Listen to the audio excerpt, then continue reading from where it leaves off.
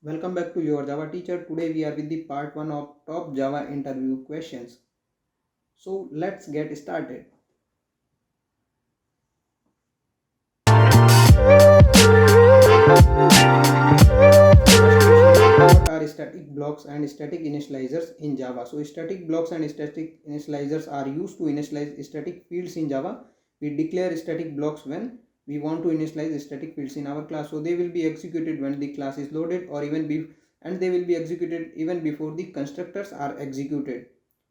Now moving ahead, we have the second question, that is how to call one constructor from the other constructor. So when we create an object of any class, constructor call will be there. So let's say we have any number of constructors. Let's say we have one parameterized constructor. So from one constructor we want to call the another constructor, so we can use this keyword and we can provide the argument based on which constructor we want to call.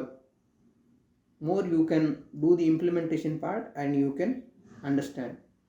Moving ahead, we have the third question, and that is what is method overriding in Java. So basically when we have a parent class and base class, both are having the same method.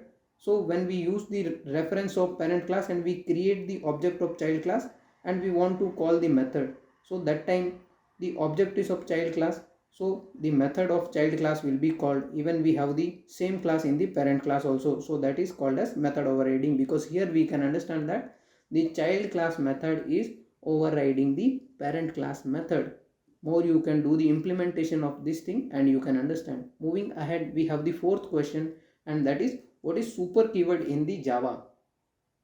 Now when we come across the inheritance concept, we have parent class and base class, and we want to access when we want to access the fields or members or method from the parent class, we can use the super keyword. Let's say we are inside the constructor of child class and we want to call the constructor of parent class, so that time we can use the super keyword. For this also you can do some implementation and you can use the super keyword and you can see the differences. Moving ahead, we have the fifth question, and that is why Java is platform independent. This is most basic question you will face in any interview.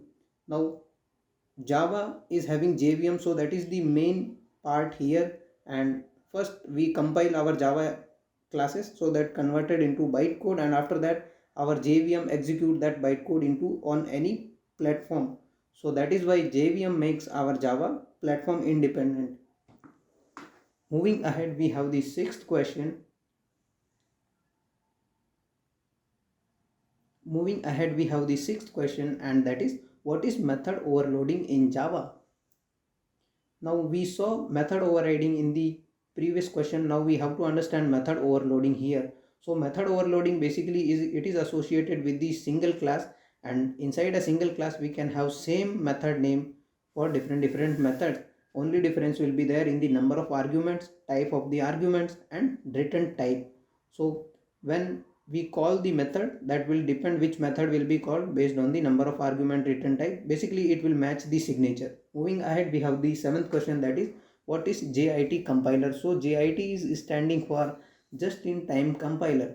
So it is a component of Java runtime environment, and that is to improve the performance of Java application at the runtime.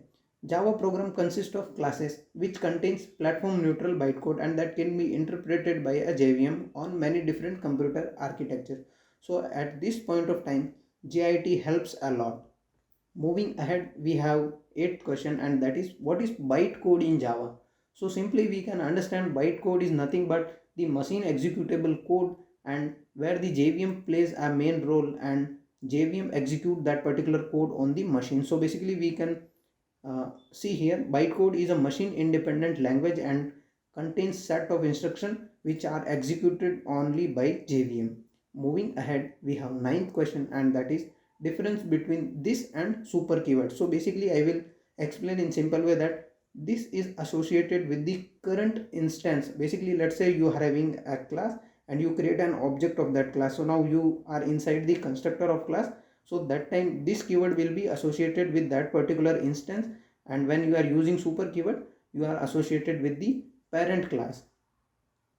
Moving ahead, we have the 10th question, and that is, what is a class? That is the most important and basic question. So classes are fundamental or basic unit in object oriented programming. So basically we can say, I think, to wrap up all the things like different data members, different fields method into a single unit. So a class is kind of blueprint or template for the creation of object. Thank you for watching your Java teacher. Do like and subscribe for more.